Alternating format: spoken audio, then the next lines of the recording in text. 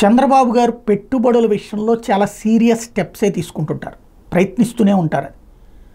అలాంటి ప్రయత్నమే హైదరాబాద్ని ఆనాడు అభివృద్ధి పదంలోకి తీసుకెళ్లడానికి ఉపయోగపడింది, అనేక మంది రావడానికి. ఒకటి అక్కడ నగరం కూడా ఉండటం, రెండు కూడా కలిసి వచ్చినాయి. ఇప్పుడు ఇక్కడికి తీసుకురావాలి ఆంధ్రప్రదేశ్కి, ఎందుకంటే ఇక్కడ అట్లాంటి నగరం లేదు. అట్లాంటి నగరం తయారు కావాలంటే పెట్టుబడులు వస్తే తయారవుతుంది అన్నటువంటిదే ఇక్కడ ప్రధానమైనటువంటి అంశం.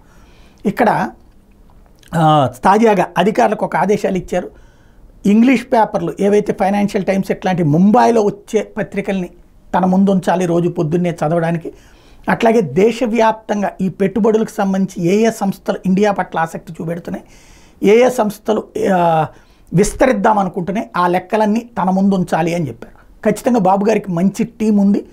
అటు ఎన్ఆర్ఐలు కూడా సపోర్టివ్గా ఉంటారు. ఎన్ఆర్ఐలు కూడా వివిధ వ్యాపార వాణిజ్య సంస్థల్లో పనిచేస్తూ ఉంటారు కాబట్టి వాళ్ళతో కూడా టచ్లో ఉంటుంటారు.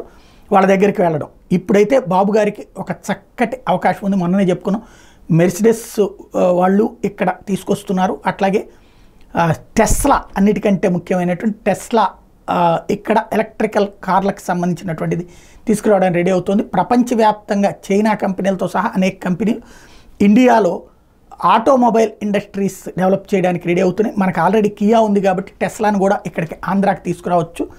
అలాగే ఈ మెర్సిడెస్ వాళ్ళనైనా పిలవచ్చు. ఒక కార్ల కంపెనీ ఉంది కాబట్టి ఇక్కడ మిగతా వాళ్ళకి కూడా ఆ ఫెసిలిటీ ఇస్తామని, అందులో మనకి ఇక్కడ పోర్ట్లు ఉన్నాయి. నేను మొన్నటి నుంచి చెప్తా ఉన్నా, అటు లోకేష్ గారు భర్త గారు కూడా అది చూస్తే బాగుంటుంది అన్నటువంటిది. ఇప్పుడు స్వయంగా చంద్రబాబు గారే కాన్సన్ట్రేట్ చేస్తున్నారు కాబట్టి పెట్టుబడులకు సంబంధించి ఒక చక్కటి అవకాశం, ఒక టీముని తయారు చేసి అది ఫాలోఅప్ చేసేందుకు సిద్ధపడుతున్నారు.